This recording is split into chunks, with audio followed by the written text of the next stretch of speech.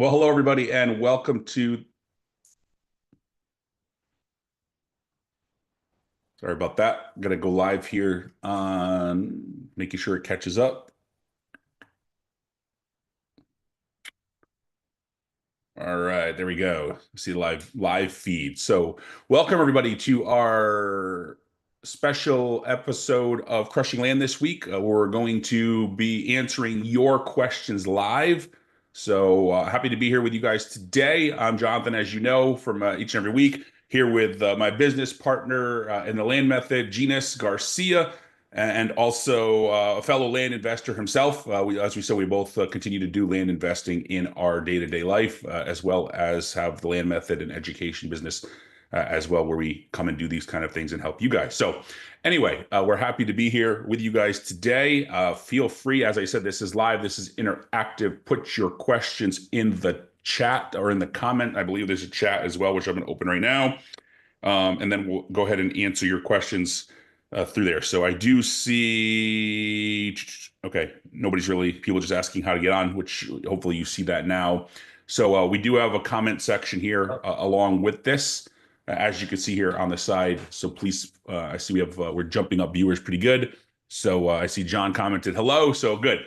We're here. I think everybody's there. So where this is running right now is in our Facebook group. So hopefully that's where you're seeing this. That's what we're monitoring for your questions. We're really covering anything and all things land investing that you may have, that you may want to know.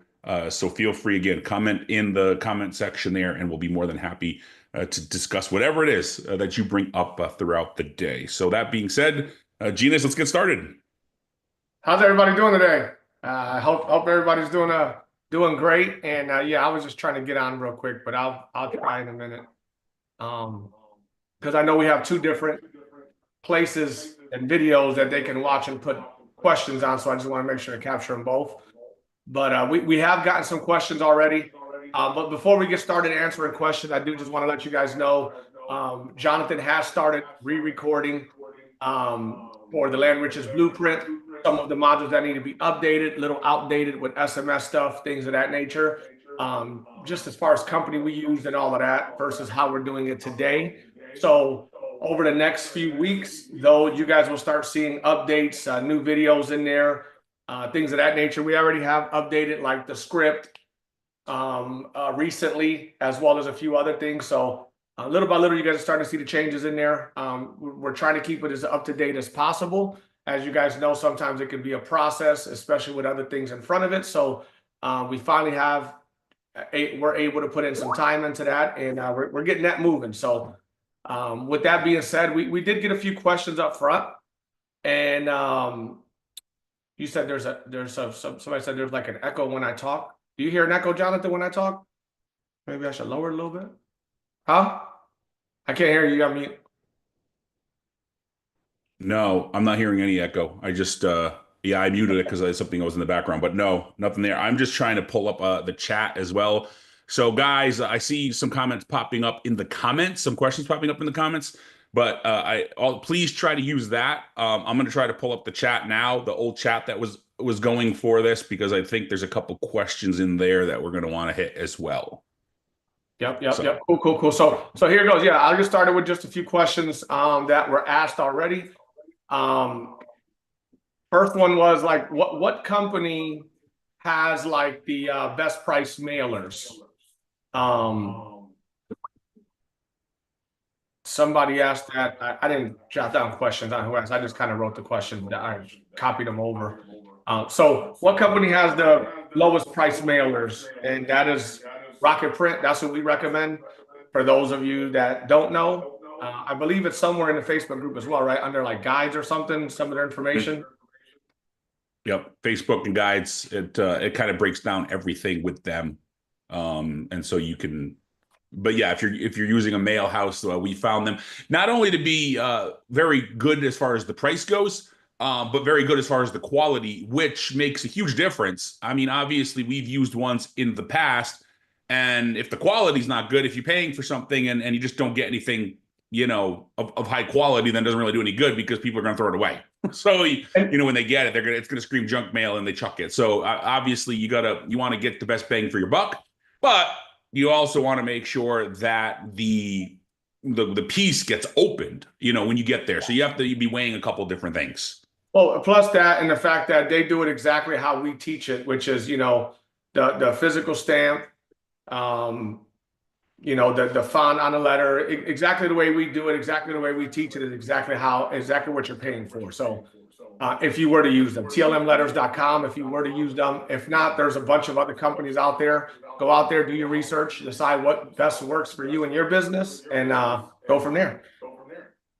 Yeah. Next And one question. thing I would say with that is also if you use that link, it does get you some little bonuses as far as like normal prices are a little bit cheaper. Oftentimes, we have a couple different sales with them that they run all regularly because of that. You get a better quality piece. So basically, you're paying the windowed envelope price. If you go look at other people that have relationships with them, they're basically getting you a windowed envelope price at the same price where we're getting you a number 10 handwritten look or printed look, whichever one you want to use. We break that down in the course that depending on which one you use, but basically you're getting a better quality piece for the same price or better. So just things that we've worked out with them if you go through that. So the TLM letters is kind of where that's at. TLMletters.com to be able to get those things. So I do see some questions starting to roll in here in the comments. So thank you everybody that's watching. That's the great place to that's where we want you to put them. And so we'll kind of jump into those things. Real quick, before I forget, because I will forget, one question that came up, and I kind of was going back and forth I think it was the chat or the post. I don't even remember where it was now. And I just wanted to take it because if I don't, I'm not going to remember to do it in a half an hour. Was on list segregation and how we do that, or why we don't do certain things. So it came up, going after tax delinquent, which I said we don't do. And then somebody else kind of interjected and said that they do some finite segregation of their list where basically they're not going after tax delinquent. They realize that that wasn't good because that's like low hanging fruit that everybody goes after, super competitive. And so what they said was, we go after ones that we've identified as, they haven't done it yet, but they're in trouble. They whatever it may be. They've stopped paying taxes somewhere else on a rental property, or they've done a couple different things. We don't do any of those things. And the basic bottom line for that is a couple points. One, as was mentioned, there is more competition because a lot of people teach tax delinquent. So that you're just fighting over the same properties if you're doing that, and those people are getting way more letters. Two, when you start looking at those other parameters, not everybody fits those. Not everybody has an extra house. Not everybody has, is going to take those things and it makes them fit. So you're still shrinking your list way down. And you may get a little bit better quality by doing something like that, but the amount of people that you're losing that you could market to is through the roof doing that. And then the biggest one by far for me that I have seen is that it doesn't mean anything.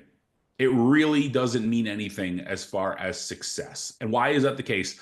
Because people emotionally distance themselves before they physically take action to do it.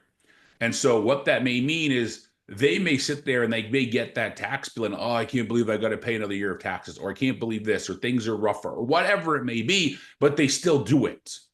So in their mind, they've already pulled back, but they haven't actually pulled the trigger. And there's a lot of different reasons for that. They think we've talked to people over the years, they don't even understand what the consequences are for not paying their taxes. They think they're going to go to jail. They think that they're going to, that they're going to hurt their credit, different things like that. And so because of that, they keep doing it. And the problem is you don't really know who those people are. There's tons of them out there. We're well into the 85+% of our our sellers are not tax delinquent. So they may be on the verge and they're distancing themselves from the property, but they haven't actually done that yet. So when it comes to list segregation, we really don't do any of those things. We find the properties that fit the criteria for what we would invest in, price point wise and things like that. But we don't really go beyond that because we have found over the years that we're just finding that we would have no possible You're like muted.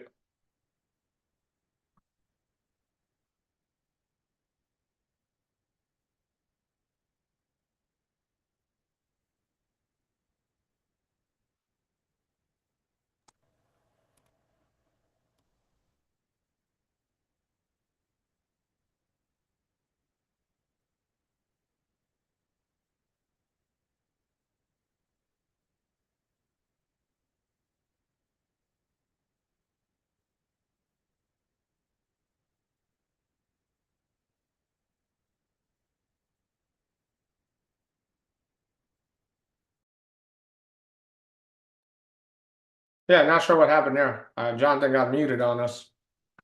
If you guys can you guys still hear me?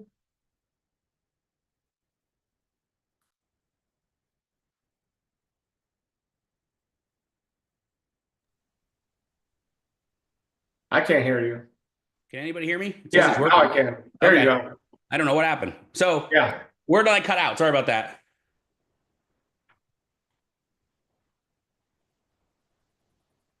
You went blank again. I don't know what's going on. I can There you go. show. Now you're good again. Where did it cut out? I mean, it was just like the last 5 seconds. Okay. So basically, the point was not to rehash all that, but basically that we have no way of knowing where that individual is, right? We don't know where they are going to be in that list. There's ways to like narrow it down to say, okay, maybe it's a little bit better. But the problem is the vast majority of people don't fit into that. And we would have lost, thousands of deals over the years if we had skipped that. So just an area that we really don't segregate that close and filter down that much for that very specific purpose. Yep. Um, so we have the questions here in the group. Let's answer these, and then we'll go back to some of the other ones that were already sent previously, just so we can keep up with the chat. So could you guys go over seller financing? Where do you guys send the contract? Start collecting payments? Does the title company handle all that? Is it through separate company or just ourselves? Typically, I'll start with this one, John, then you can piggyback off of me. Typically with seller finance, we do it ourselves. We do have seller finance contracts in the Land Riches Blueprint.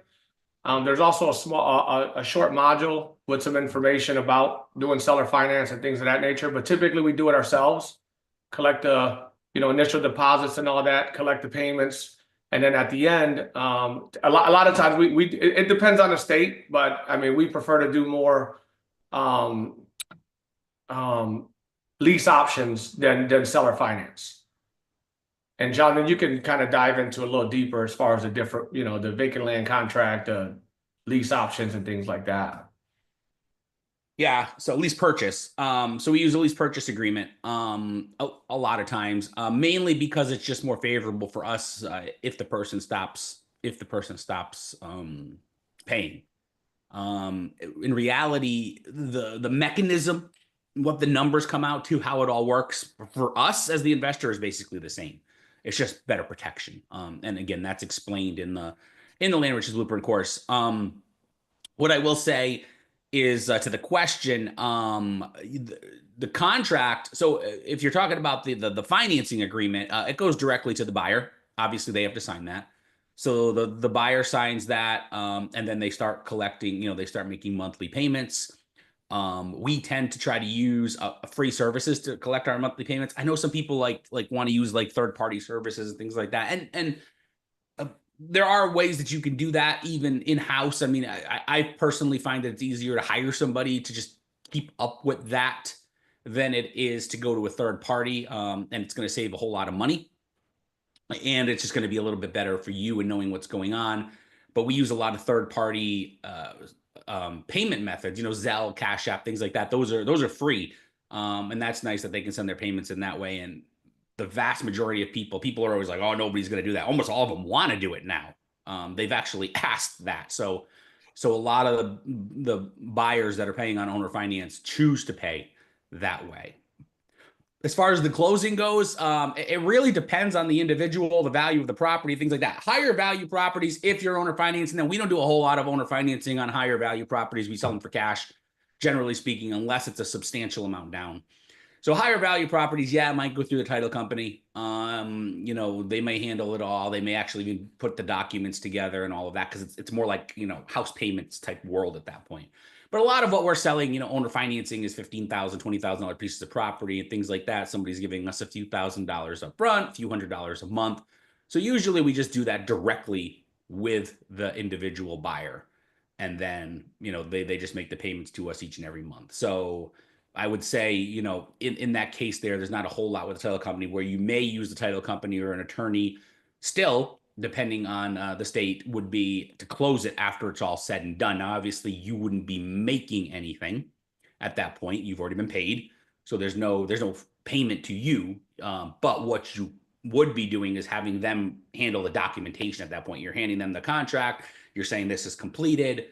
And in the contract, it is built out where the buyer pays for that. And so basically you're giving it to them at that point, and they're going to do the deed and all the stuff that happens at that point if you do not want to handle doing it yourself. And again, it really just comes down to how comfortable you are with that, how much you've learned. We do a lot of them ourselves. But again, it's very easy to use the attorney or title company at that point to do those things, and again have the buyer pay for it to be able to just do the actual transfer. But before that, before the actual transfer, for just the payments and all that, it's usually just you and the buyer working together.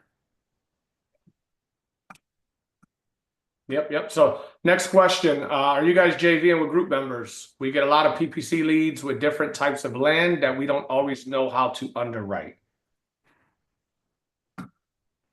We don't do a ton of JVing with group members. Unfortunately, we just don't. We're so busy with our own land investing businesses and things of that nature. We're not opposed to it. We just never really done much of it.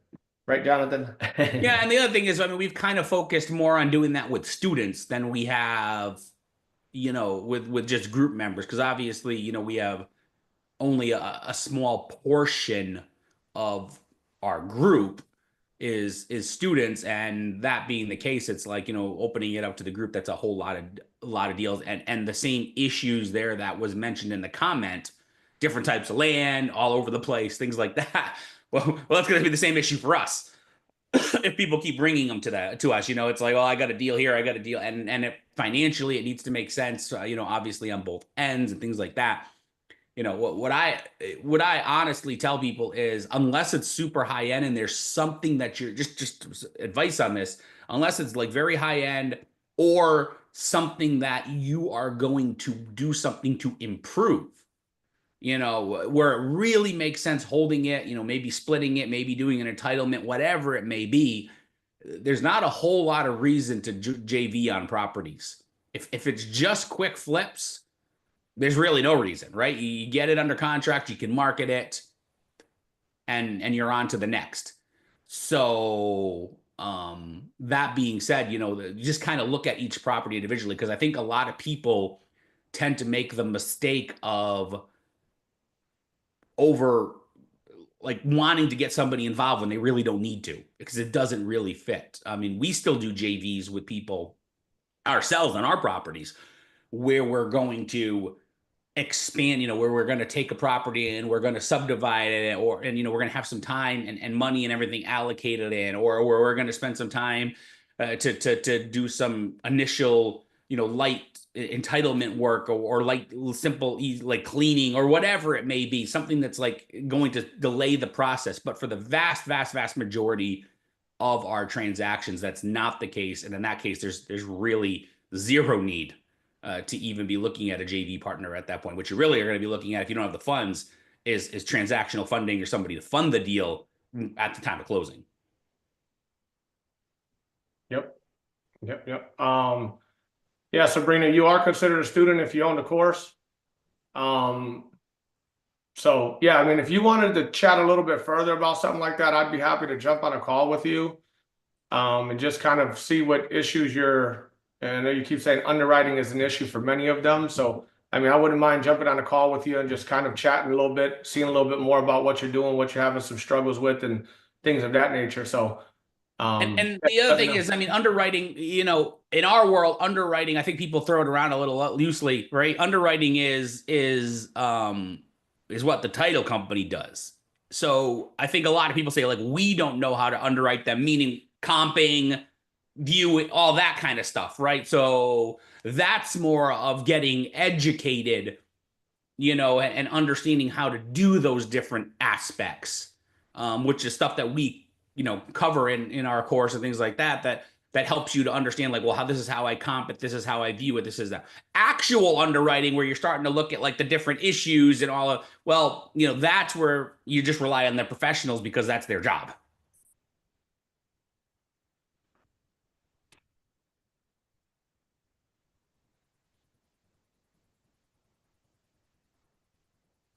We got more questions? Yeah, sorry. I was just sending something here. Um, there's another one here. I am only able to wholesale now, and you guys don't. Can you speak to the wholesalers in the group? I am only able. I don't quite get the wholesale. Well, I think that's a misconception that's out there. So wholesaling means assigning, um, which we do not do a whole lot of, but we still do a lot of immediate, simultaneous closings. So the idea, the whole premise behind it is exactly the same. It's just that you have an extra transaction involved. So instead of you being involved in the middle, so basically the way wholesaling works is you take a property, you have it under contract, you sell the contract directly to your end buyer. So you have an A buyer, that's your seller. You have a C buyer, C buyer, that's your buyer, and you're in the middle as B. So basically, you're taking, you're getting a contract with A, and you are taking that contract, and that contract is now going directly from A to C. And because you are bringing them together, you get what's called an assignment fee from the buyer. You're charging an assignment fee. In our world, where we do a lot more of that, because where we don't do a lot of that is because it doesn't make sense, because there's a lot more risk because somebody's seeing stuff. In that case, you got to disclose everything, right? Something on the closing statements, a closing statement, one or the other. If you have blind ones, it still needs to be there somewhere that they have to account for those funds. So if you're making $10,000 on a deal, that $10,000 needs to be shown as either on the buyer side or the seller side. Usually it's going to be on the buyer side, but it has to be shown there.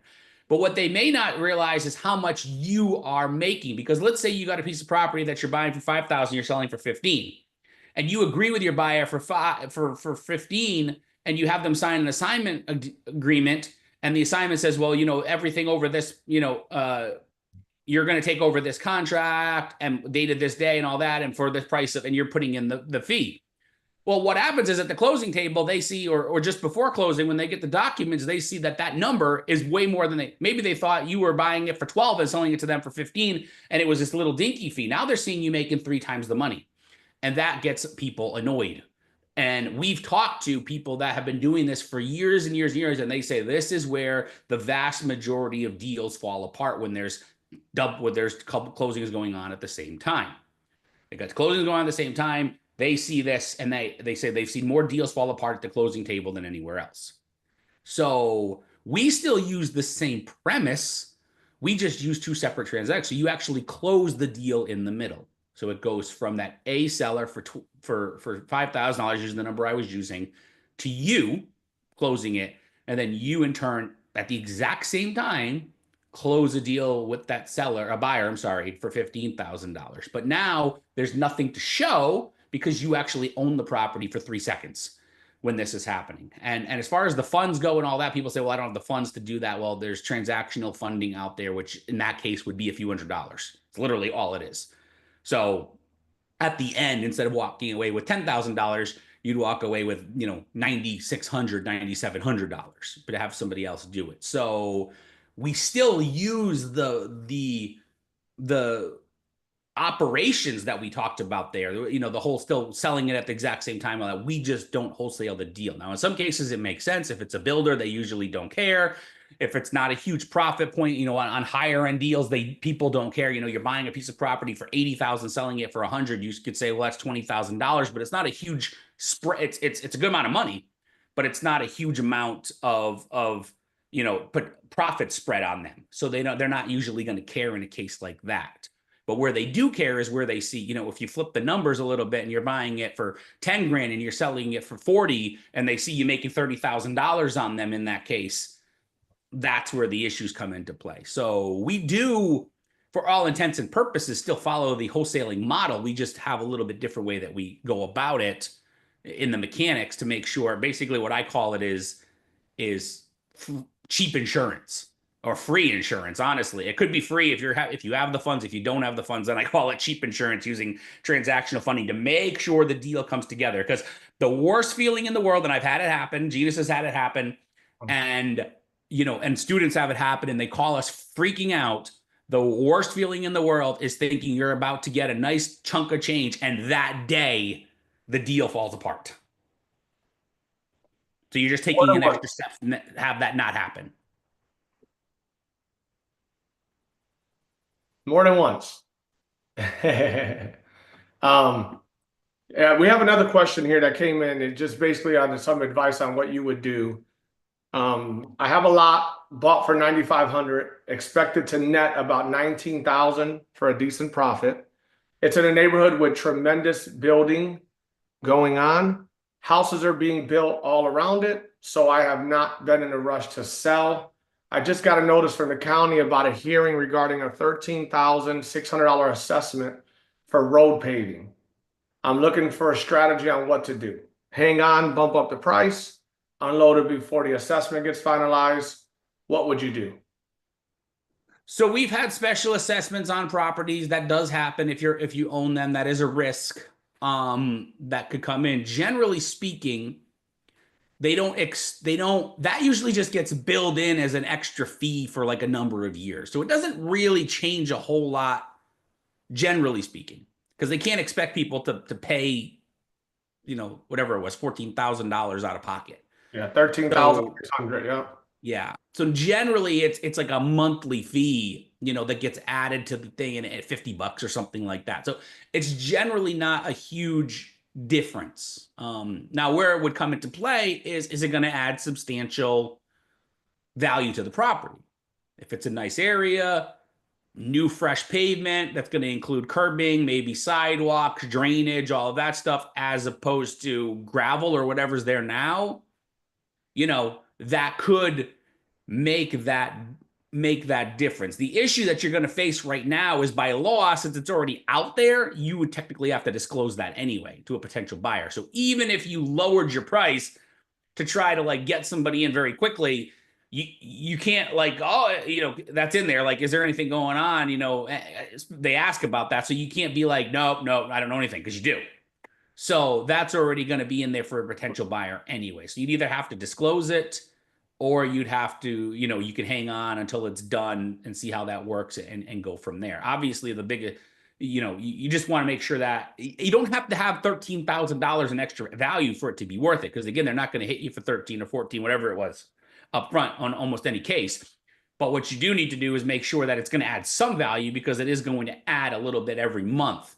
And so if it adds a little bit of value, then it's worth it for you. And obviously it's worth it for your buyer. And in their case, at that point, it's just an assessment on the property anyway. You know, it's nothing new at that point. It's already there when you're selling it. So we've done it both ways, where we've disclosed it where it's come along and we've just dumped them. And we've done it where you, like you said, where we've hung on and we've waited it out and waited for it to get improved. And it did.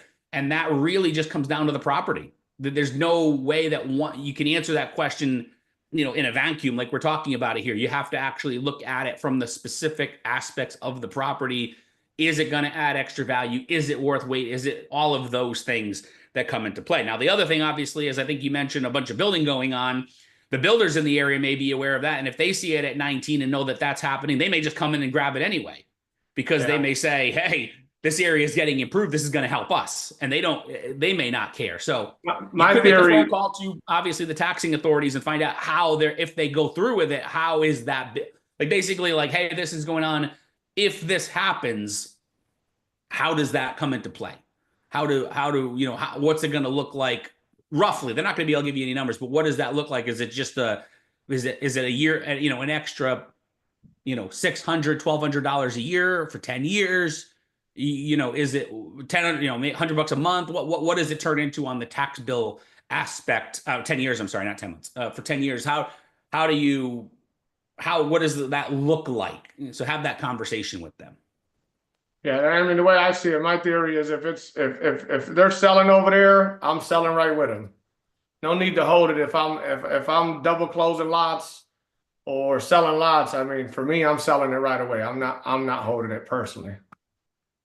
Yeah, if somebody came along, I would let it go. That's why I said, like a builder right now, if they're seeing that, it may just come up for them. They may jump in and say, "Hey, I'm willing to pay." So if they come, take it.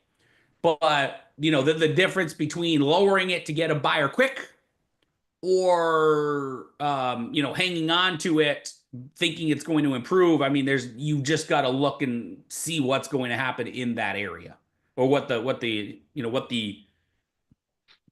I mean, there's obviously it's an educated guess, but where does it look like it's trending?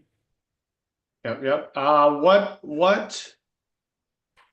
What kind of land are you seeing the most success? Are you having the most success with? I guess types of land, I believe the question is. I don't personally, I don't really see a difference. I would say that it's what's the word I'm looking for? Like the normal typical lots for that area. So that being said, what that means is, if you've got, if you're in an area that's, a little bit more built up and it's a bunch of quarter acre, half acre lots, then that's what sells in that area. Now, if you start getting out a little bit and they start getting into 1, 2, 5 acres, and that's what everything is, we've still done very well in those areas, but just make sure that your lot conforms to that. Because if you've got properties, I think people will get a property and they'll be like, oh, I picked up a half acre here, but everything else is 3, 4, 5. Well, those aren't exactly, what they're working on. Then obviously, as you start getting out into larger properties to be further away, then it has to be getting bigger. So you basically just want it to conform. I would say, the there's more competition definitely in those smaller lots in the cities. That's where people are targeting, because a lot of people, especially, the COVID investors, as we call them, the people that jumped on during that, that's basically where everything was. And so they focused on that up and down. And that market, I wouldn't say it's dry. And I'm not even saying it's drying up, because it depends on very specific market. But across the board, across the country, in general, it was drying up. Now, based on recent events, that may shift a little bit back the other way. We'll see. But right now, that was drying up. So you just got to know. That's all. I mean, you got to look at the area and say, well, okay, like the comment we just talked about, they said like the builders were still there. There was still a lot of building going on. So you got to see that. And if you're seeing that, then you can move. But I saw the pop up here. I mean, yeah, residential land mostly. We do a little bit with commercial, not a whole lot with industrial. And then the other play in that would be, agricultural, not farmland, not like active, but stuff that's zoned agricultural, or stuff that's like just recreational land, where you start dealing with, 50, 100 acres out in that's kind of a West Coast play. But, in these states out here on the west side of the country, there's a lot of large acreage that's going to be used more, homesteading, rec land, things like that. Those are still big plays too. So, but residential would definitely make up the vast majority of what we do. Do any states require price disclosures if you double close as described? I do not believe so. Price, I guess, price disclosure. No, not. I've never heard of anybody ever saying like you need to like tell them what you're making because you're buying it. So now conversely, even even though people say no, in reality, you have to disclose it the other way if you're doing a wholesale or an assignment in every state, because the closing is going to show it. The closing, the HUD, the closing statement is going to show it at least somewhere. So they can't hide it, and that's on their end, right? Because why can't they hide it? Because that you have to have an accounting of funds. Every last penny has to be accounted for. So you can't just have $10,000. We used that number earlier. Just pop up and be like, okay, how come there? Where's that number? It has to be somewhere. So that's where it comes into play. But if you're buying it, that figure's gone now. You've bought it and you've sold it. Now, some states do just make you disclose that you don't own it yet. Now, from my understanding of this, and I don't work in these states, but it was funny. I have worked in them. Texas, Ohio, those were two ones that. But then when I talk to attorneys in those states where they're like, well, that land is not included. So you need to know if land's even included in disclosures, because a lot of times it's not. And we did it just to cover ourselves because we weren't 100% sure. And then we found out afterwards, looking at the statute, that we didn't need to. But basically, we just wrote it along the lines of a very simple disclosure in our ads that basically said, we haven't taken title of the property yet, but we're in the process of doing so and will do so before it transfers to the end buyer.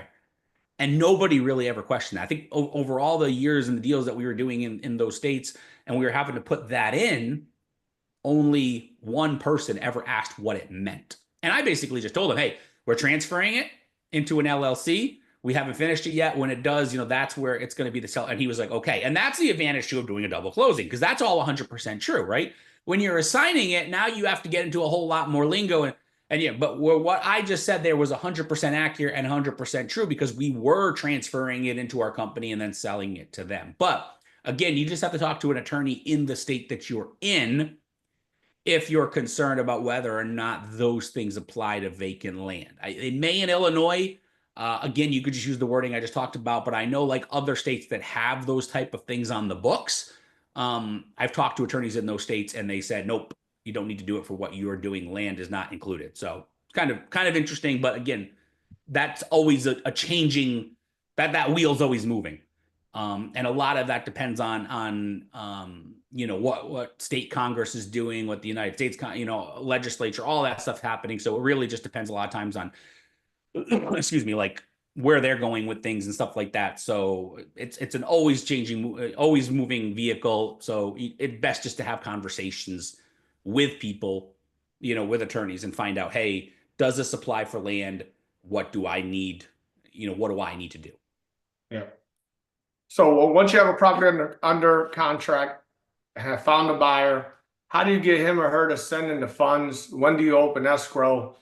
And I think Jonathan is a lot more successful at this, is getting people to send him money. I always try to get them to send me the money, but I would say probably 25–30% of the time they actually send it to me.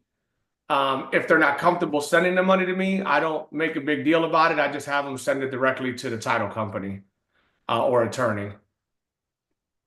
But I know Jonathan has a very good percentage of people that send him the money.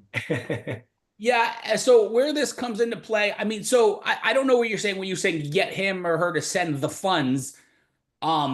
The closing funds go to the title company or the closing attorney. He's probably talking about the initial deposit. Deposit. Yeah, we get the deposits, generally speaking. And basically it's just speaking authoritatively is what hey, this is the way it works. This is what happens. This is where you send the money. This is due diligence. This comes off the top, blah, blah, blah.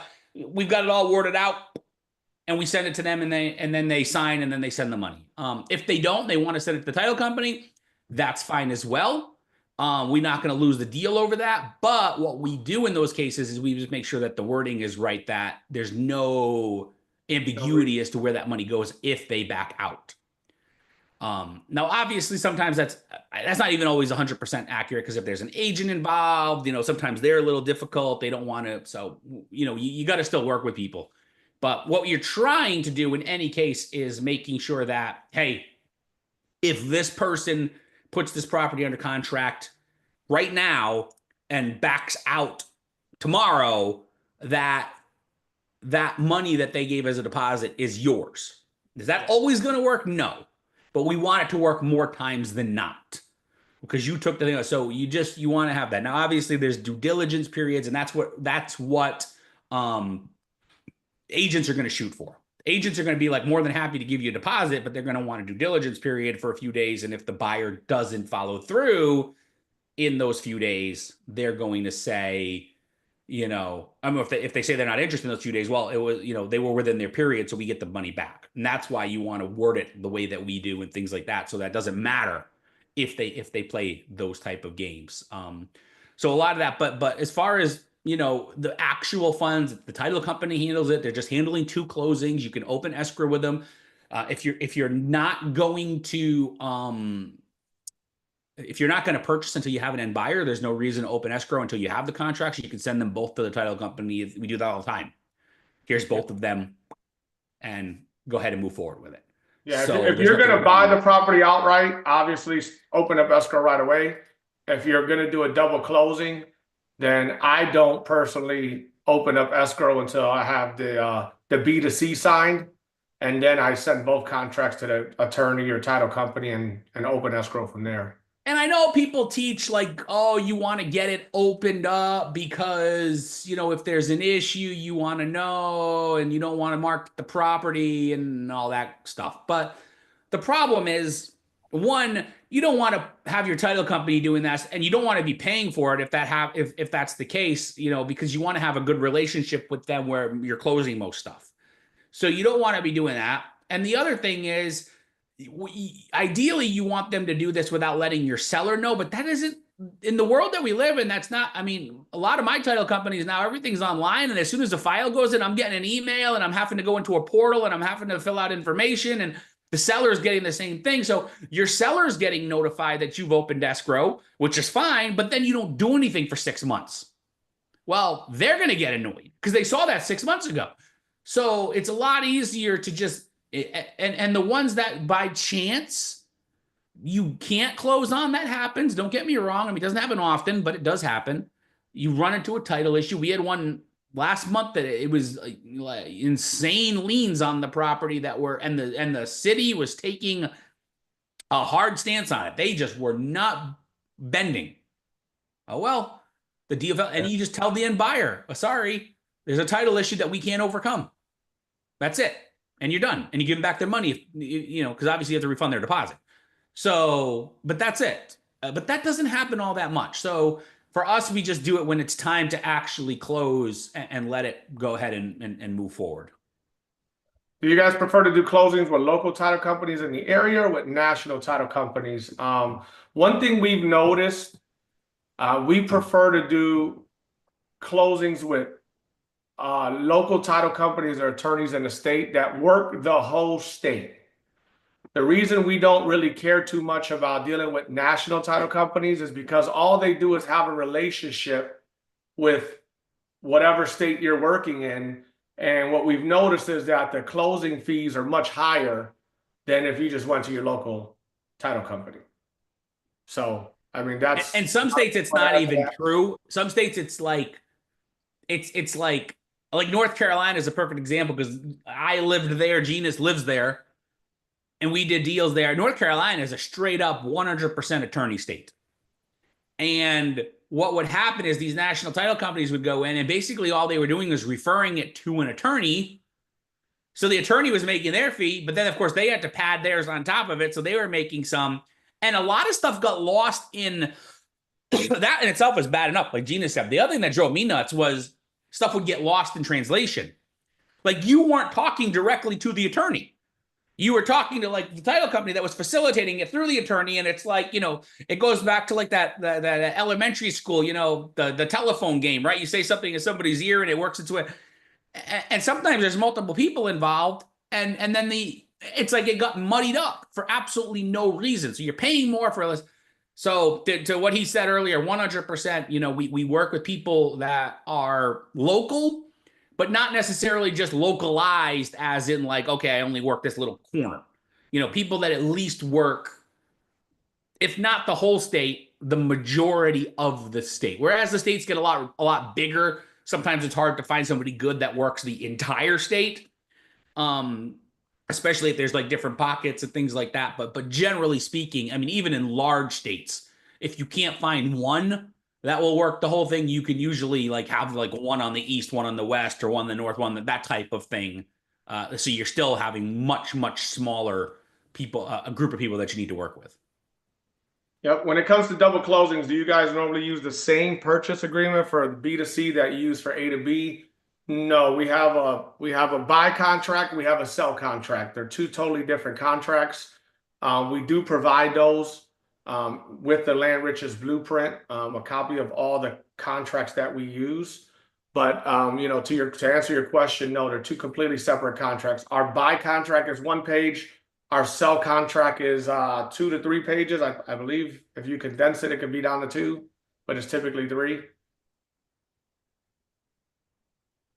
Yeah. Want to add anything to that?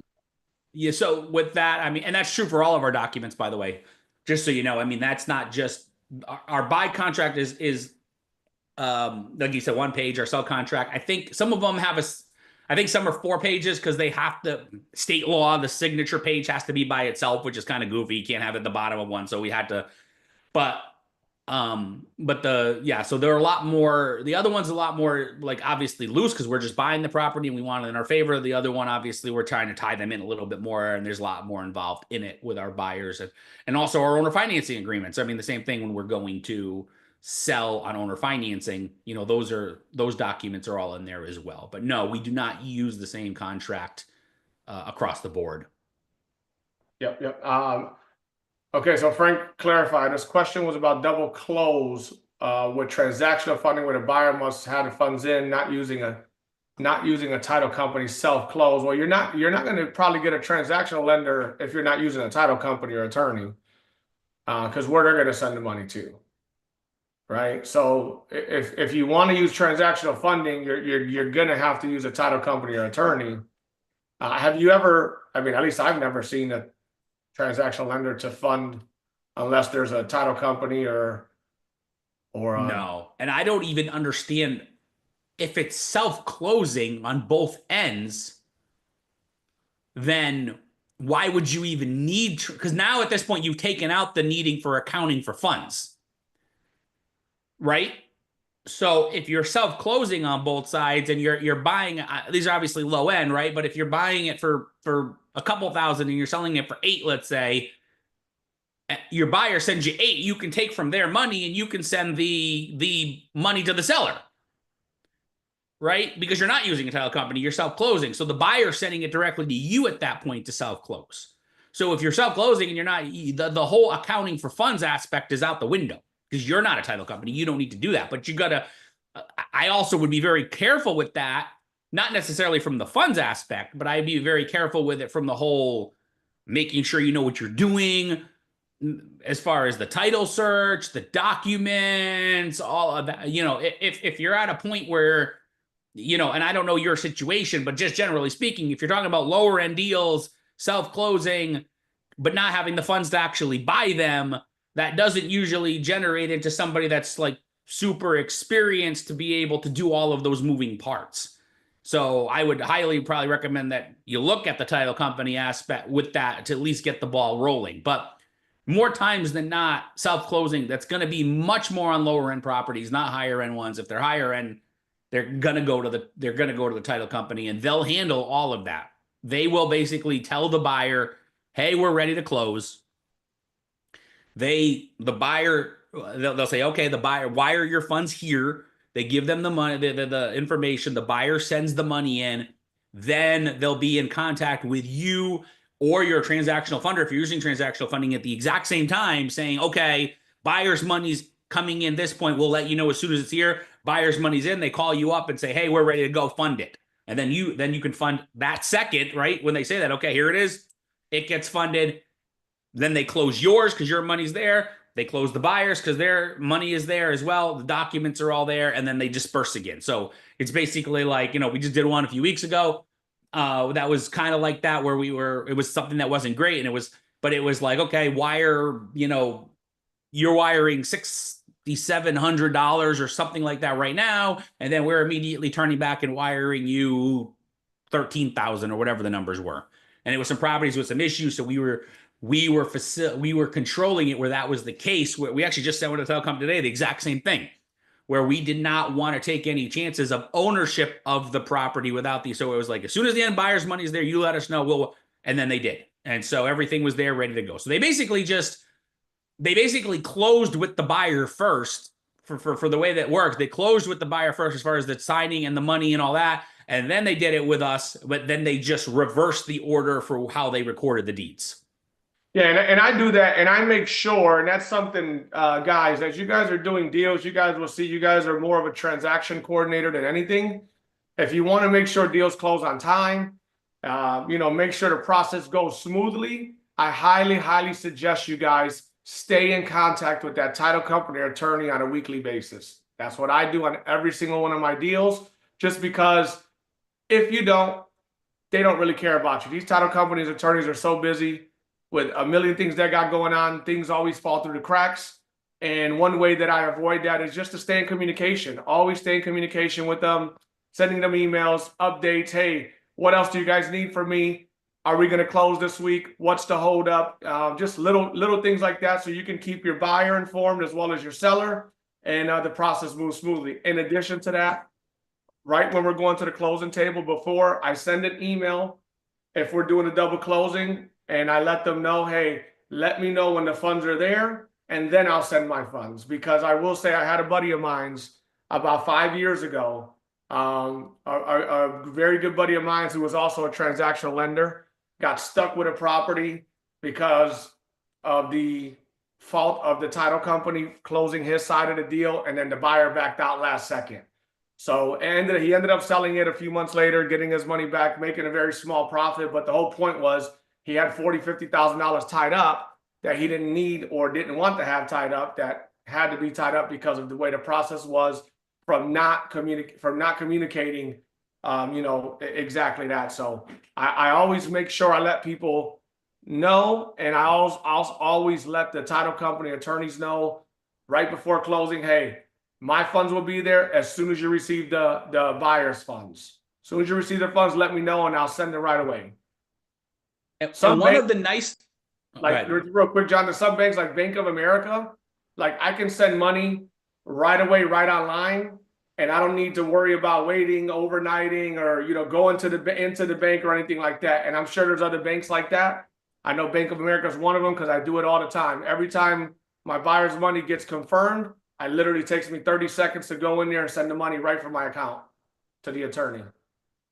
Yeah, and one of the things to keep in mind, guys, or maybe you don't even know this, but something that you should know that's huge is if you use the transactional funder that we recommend, that's in the resources, in the Land Riches Blueprint course, the resources there that talks about transactional funding, and there's a link and everything. And we've had him on Crushing Land, and we don't make anything on this, by the way. We have no affiliate relationship with them. We have not asked for a penny back for referring them. It's just to help you. So it's just somebody to use that's done this over 10,000 times. Okay. I think he said like a lot more than that. I think he said like, well, it's 40 something years. That was over 10,000. But regardless, it's the numbers through the roof. So the point is, though, he becomes that advocate for you. He's making sure all that stuff's in place because it's his money that's tied up. So he's in touch with the title company. He's reaching out. He's saying, hey, how do we, let me know when the buyer's money is there. Let's do this. Let me know when that. Make sure you have this. Looking at the document. He's making sure that everything is checked for you as part of his fee, and his fee is super low. His fee is a minimum, I think, of $400, and for most of our transactions, it maxes out total, I believe, at 1.5%. But pretty much anything that you're going to do, I believe, it will max out at. I think up to 100. I think up to 100 is a 1%. Yeah, 130 or something like that. I think is 1%, 1.5 or 2%. It might be 2% over 100. But still, I thought it was. I can't remember. But regardless, even if it is 2 at over 100, but if you're under 100 and it's 1%, let's just say you're buying a property for 50 grand, and you're selling it for 70. He's getting $500, 1%, right? To do that all for you. So you're basically having somebody bring the money and coordinate the whole thing for you for that price. I mean, I've told I haven't done it yet, but I've actually had that conversation with Ginis, and I think I've said it with some of our students that I'm tempted in some of these cases just for the price. It's like, why tie up my own and do the work when somebody else will do it for me for that price? It's like, it's basically like, $500 less at the end. Yeah, but somebody else put the money up and coordinated it for me, and here's your payment. And I got when my it's all wire said the and next done. day, and I got my wire for the difference the next day. Yeah. So Yeah, it just shows you. So just something to keep in mind, when you're using this, it's not just about somebody that's putting up the money for you. It's also about, in this case, having an advocate in your corner that's handling these things for you.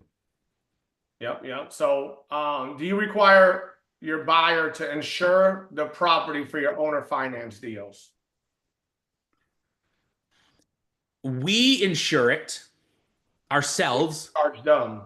and then we charge them for it. Yeah. So we do require it to be on there. Liability only. But yeah, just in case they do something stupid. They're not supposed to, but you just never know, because they're obviously, most of those people aren't doing anything.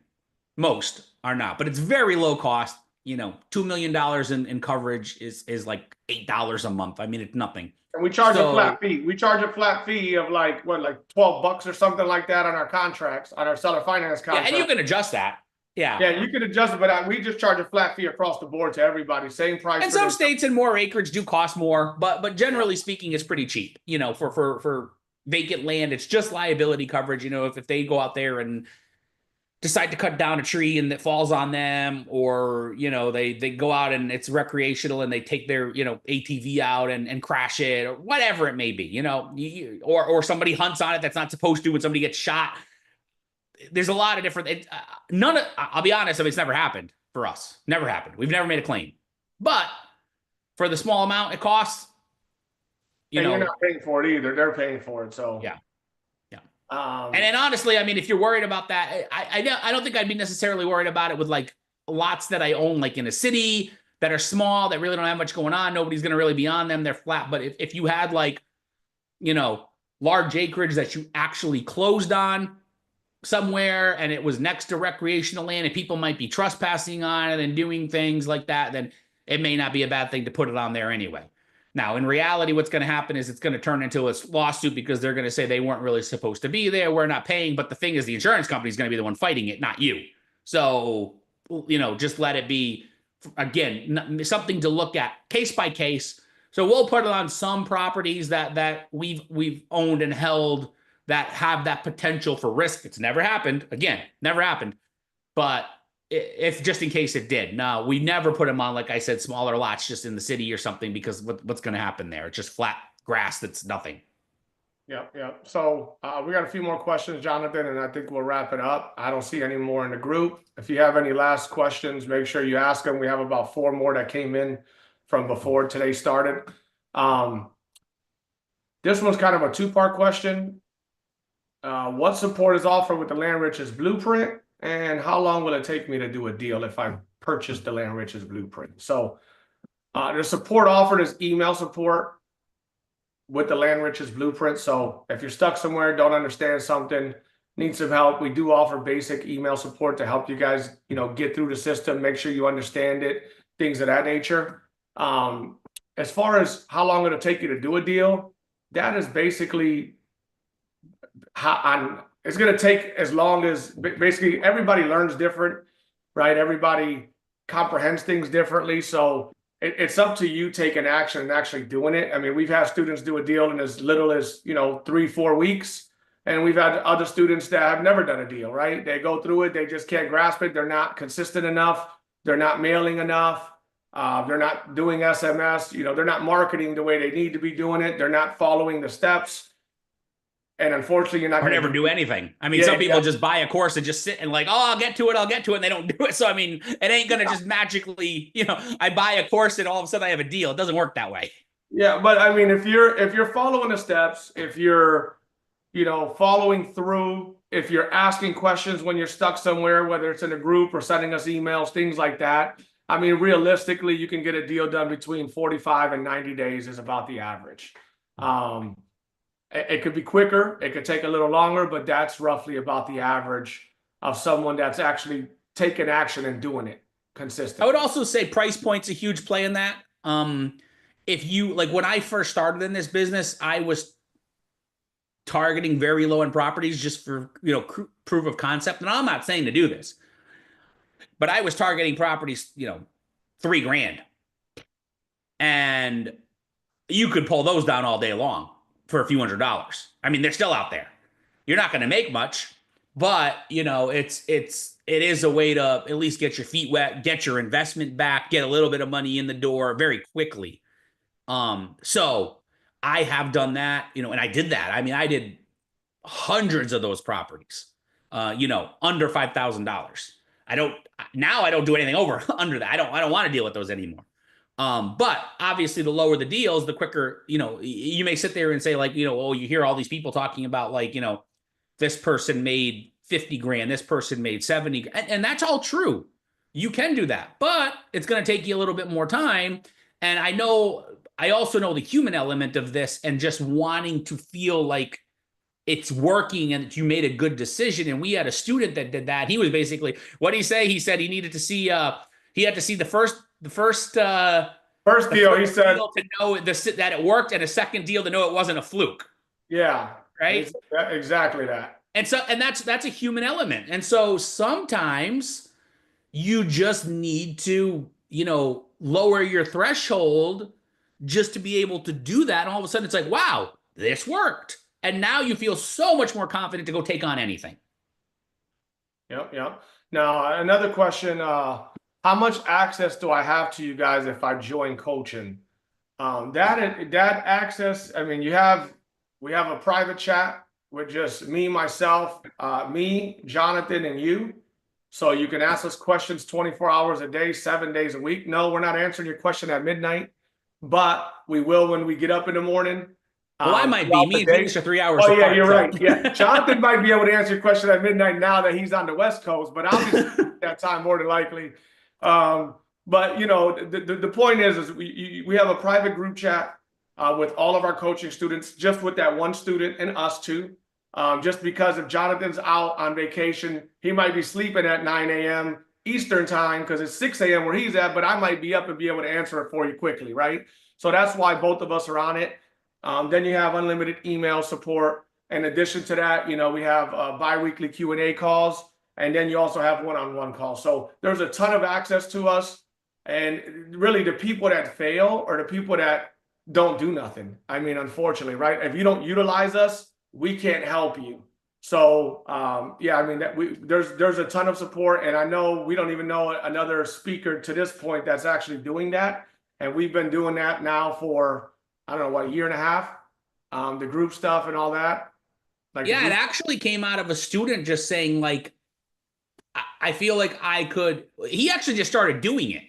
He just started kind of reaching out by chat with like simple little questions. And we're like, this is a great tool, because I think what happens a lot of times is people want to ask something, but they feel funny. They don't want to wait till they're like, well, I don't want to send an email or do this for this little thing. And I don't want to use a call for this little tiny thing. Or I'll just wait till we get on the group call. And then they forget. And so he was like, I just don't want to forget. And so we're like, man, these are like, and I think that's probably makes up a huge amount, like what we were going through today. A lot of questions come up that it's in your mind and you're like, to you, it's like a big thing, but it's really a simple thing. And so we're like, if we can address this where we can help people right then and there, I mean, not necessarily that second, but within a very short amount of time, have an answer to that because it's popping up and because it's through like a messenger app, whatever it may be. We use different ones based on the individual and what they like, but it's coming to our computers, it's coming to our phones, so it's basically like, as long as we're awake and not in the middle of something, we can answer it very quickly. Then that and we've seen that like has made a huge, for those who are taking advantage of it, it's really ramped them up, because it's like, okay, now I can take the next step. And then they're messaging us back a few hours later and being like, okay, I did what you said, and this is what happened. Now it's this, and this is the situation. So what do I do now?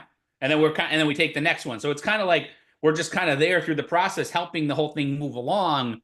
It's been very powerful. And I would say the most successful students have really utilized us on the chat. The ones that don't really utilize or ask questions, I mean, they're still doing stuff, but not as much, or some probably aren't doing anything just because they don't ask or, you know, reand reach out for help. John, we got we've one had more. people that are tons, I mean, numerous a day, you know? And honestly, what I tell people is as you get started and you're getting help, you kind of expect that. That's what you should be doing. Our whole goal is to make ourselves less important in your journey as you go along so that you're able to do it more. But at the beginning, that's what you're paying for is our experience, our expertise, our, you know, being able to get you and guide you through this to get to the next thing. So take full advantage of that at the beginning. And then as we become less, like I said, as we become less important because you're figuring it out more, well, then we're going to see ourselves starting to taper off. And that's a good thing. Yep. So we have two more questions, Jonathan. And Patrick asked one. And do you go over the percentage you offer to the owner? Yes, we have a whole calculator that actually we just updated recently as well. And the calculator kind of breaks down what we would offer. Now, it's not an end-all be-all kind of thing where it's like, hey, you need to offer this or you should offer this. It's letting you know what me and Jonathan would offer on that property. You have the right to offer whatever you want, but if you stay within those parameters, you're always going to make a solid profit if you follow what, you know, the percentages that we recommend. You're going to make good profit. We don't go over it with the owner though. No, we don't go over with the owner. That's what we offer the owner. Yeah. Well, yeah, I think you said something like, do you have a thing that you go over with the owner? We don't go over it with the owner. Let me see that question here. Do you go over the percentage you offer to the owner? No, we don't go over anything with the owner. Where you might do, and I would never go with the percentage. You never go with the percentage, but sometimes what you might do in a conversation is you educate them as to why you're lower than maybe market if they start asking. Now, if they're just mad and they want to like tell you to take a hike because of what you offered, you don't even worry about it. But if they're like, I don't understand this offer, you know, it seems like market well, you know, and that's where you could take the time to educate, you know, I'm quick, it's cash, you know, no realtor. We're handling the closing, all of the positive things that you're doing. You didn't have to market. I came to you, all of those different things, you know, so you could use it. You know, I've talked about that in other videos. You can use it as an education for your, you know, to your seller in those times when those conversations are valid and should be having, you should be having them with them. Yep. Now, last question here. I completely just read that whole question. Well, it was good. I mean, that was still a good valid point because I mean, we do have, you know, you want to make sure that your profit margin is there. And honestly, I mean, just to break that down a little bit, I mean, we're not going to get into all the different things, but the whole point of it is it's not a set thing in stone, as Ginis said. And the other thing is it is a sliding scale because on higher end properties, you can offer a lot more closer to market because you have a lot more on the, you know, lot more meat on the bone, right? Yeah. You got $100,000 piece of property. You don't have to buy it for 30 grand to make money, but you got a $10,000 piece of property. You know, you can't really offer, you're going to offer 7 grand. What are you going to make by the time closing happens and everything like that? And that's assuming you can sell it at market. What happens if you can't sell it for 10 grand?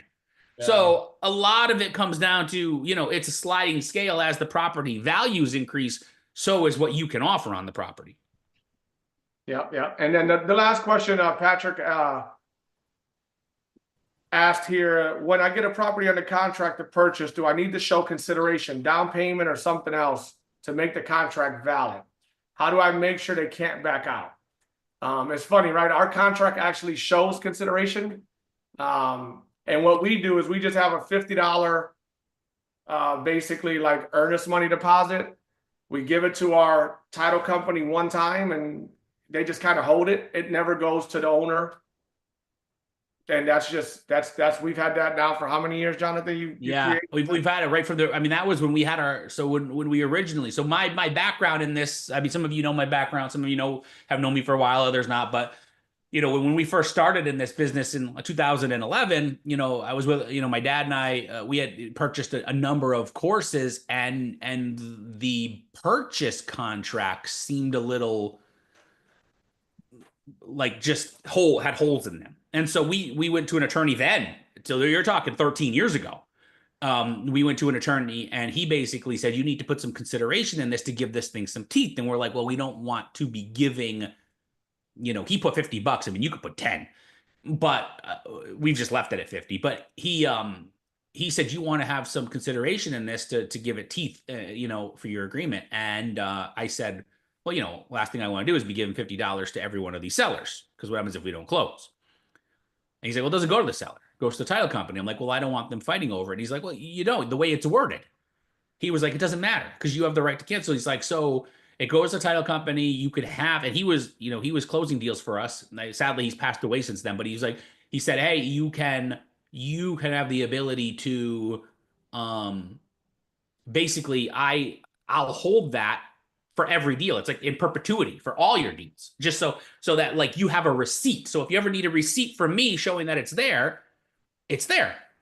We're like, okay. So we've used that, and we have used that on a number of occasions to force sales. Like sellers have backed out, and I never got the deposit. It's held by the title company. I have never seen proof. Can I have the receipt? The title company writes us the thing. Or the attorney writes us the thing. Here's your proof. It's in there. And they've, in a couple of cases, have tried to push it even further. We're like, no, we're not selling. And then we've had demand letters sent by the attorney and stuff. And I'm not going to get into all the different things. Doesn't happen often. It literally, I can count on both my hands how many times this has happened over, 12 years, 13 years, whatever. It's been 14 years. How many times we've actually had to have the attorney get involved and push it. We've never actually gotten to the point of being in court and suing and things like that. But sometimes they've attorneyed up the people, they've lawyered up, and they have their attorneys have basically told them, you signed this, it's valid. They did the things that they said, you need to follow through. And so that's happened a couple of times now. So yeah, we have it built in and we explain it in the course better than I just did there, longer and things like that. But basically to make it valid. And then if they do try to back out, sometimes we let it go. Don't get me wrong, because it's just not worth it. But if it's a deal that really is worth it, it does give us, like I said, like he said, that was the term he used, giving it teeth. It gave it teeth. And we were then able to force their hand and get the deal done. Yep. Well, folks, we will be having another Q&A in 2 weeks? Roughly. Yeah, I'm not sure on the date. I don't remember the exact date. It'll be in a group. It's probably already in there if you go to the events. Actually, you know what? Let me check. It's not, but we can add it. Oh, it's not. But yeah, we're going to be doing another Q&A in the next few weeks. So for those that missed it today, in addition to that, guys, whenever we do post the next Q&A, if you maybe can't make it live for whatever reason, post a question. We'll put it on a spreadsheet like I did with these other questions that we had, and we'll be able to answer them for you. And then you can come back on and watch it if you can't watch it live. If you can watch it live, definitely watch it live. Ask any questions that you want, and we'll be here to answer them for you. I want to wish everybody a great day. Jonathan, you have anything else? No, yeah. I mean, one of the things that we've talked about here in the group, and I know we've had a lot of new members recently and stuff, and it's super interactive, right? The group is super interactive. We want you to have success. That's why we're out here doing these things. So don't feel like, oh man, I can't make something. You can go back and watch it, right? This is going to go out. I mean, it's going to be out there to watch it afterwards. So if you couldn't make it and you can't ask a question, ask it in advance. Like Gina said today, we got different ones back. I mean, you probably saw some of them come up in the chat. You probably saw some of them come up in the post. We sent out an email reminder about this and people responded to the email with questions. I mean, so there's different ways that these are coming in. But again, don't ever feel like you have to hold back. One of the things that we say is different with this group that we're really happy about, and we want it to be different, is that we want to, be there and show you guys that we're interested in your business and really helping you by answering what you're asking and things like that, as opposed to just putting out the content that, we want you to, like so many others do. They put out what they want you to consume. And in addition to that, before we do let you guys go, I mean, just so everybody's aware, we're not obviously you see our group, we're active in it. We are investors as well. Every day we're doing deals, myself and Jonathan and most of the rest of the team that we have that work with us.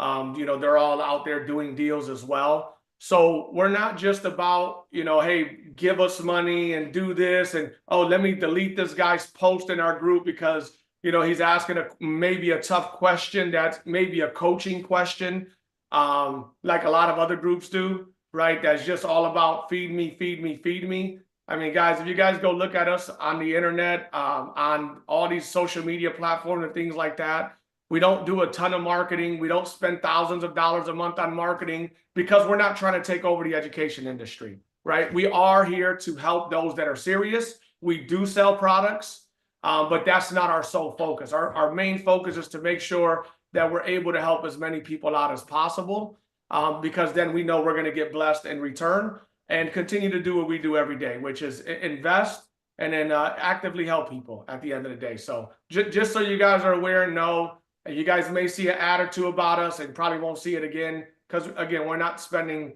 thousands of dollars on marketing where you're just a number and we need to make money off the education business in order for us to survive. I mean, if you join our Q&A calls, we don't have anywhere but 2 to 5 people on these calls. We probably have 7 to 10 coaching students at any given time. Again, just because we only do what we can handle, right? And we can't get 50 coaching students and then be able to continue to do what we're doing every day. It just doesn't work like that. So, well, plus we also don't farm anything out, which is a huge difference compared to others, right? There's other groups out there that are like, oh, you'll be working with, these people and things like that. But in this case, it's like, and don't get me wrong. I mean, I know, I know the vast majority of these people because I've probably trained, 3/4 of them. At least. Yeah. Yeah. So, but in our case, we've decided to make it where you're working directly with us because we want, we're here to help you and make sure that you succeed as opposed to just pawning you off on somebody and hoping that works out. So, it's more about being much more involved. Like I said, you even have direct access with the chats and things like that. So, and that's the whole premise from the top down. Even if you're not in a position to do that yet, we're still here to help you get to the position of being successful. That's why we do things like this.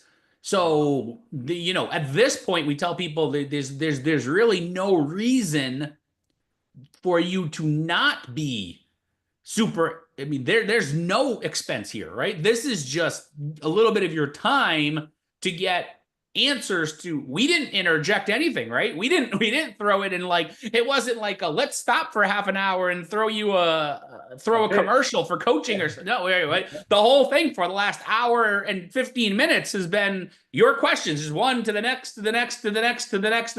So take advantage of that stuff because it's for you. I mean, we know the answers. We're trying to help you guys be successful. So, if that's where you're at right now, don't be bashful. We all start at zero. Don't get me wrong. We all started from nothing, right? We all had to learn. So take advantage of stuff like this. Absolutely.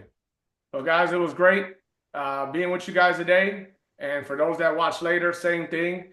And like I said, we'll post up the next live Q&A probably by the weekend. And we look forward to seeing you guys then.